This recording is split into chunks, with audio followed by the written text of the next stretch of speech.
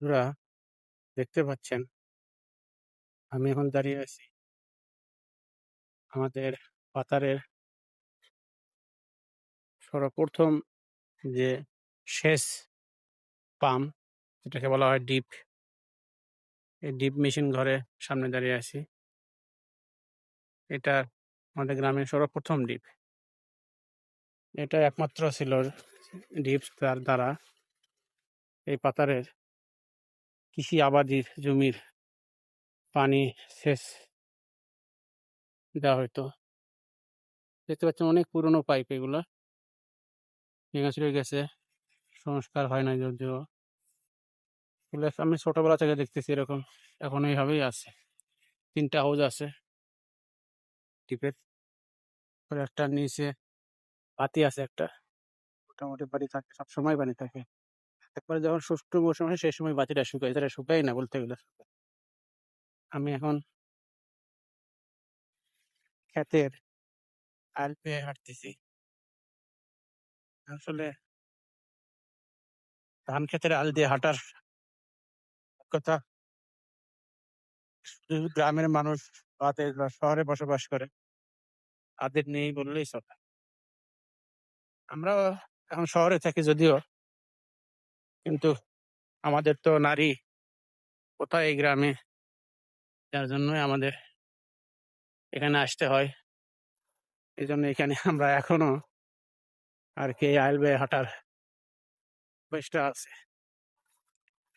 তো অনেকেরই যে আল দিয়ে হাঁটার সৌভাগ্য হয় না, তারা মন থেকে চায় যে ধান ক্ষেতের আল দিয়ে হাঁটি, কিন্তু তাদের সৌভাগ্য হয় না।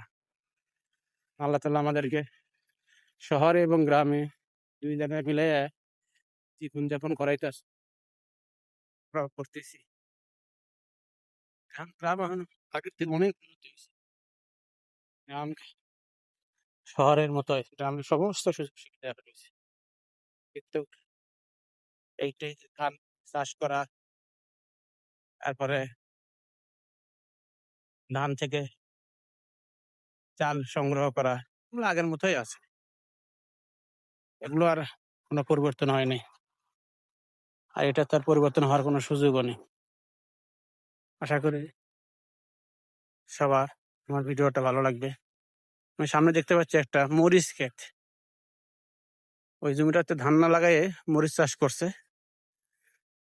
এই মরিচ খুব ভালো মরিচ হইছে অবশ্য। আমি গেছিলাম দেখতে। এখন যাওয়া সম্ভব হচ্ছে না। বাড়িতে যেতে হবে। দুপুর হয়ে গেছে। আর জমির আল দিয়ে যেহেতু আমি হাঁটতেছি, ভিডিও করতে করতে একটু অসাবধান হলে আর কি আল থেকে পড়ে যাবো।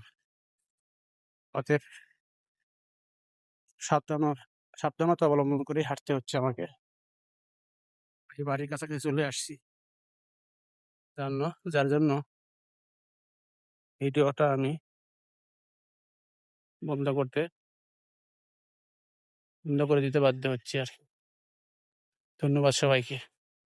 ভিডিওটা ভালো লাগলে লাইক, শেয়ার দেবেন ইনশাআল্লাহ।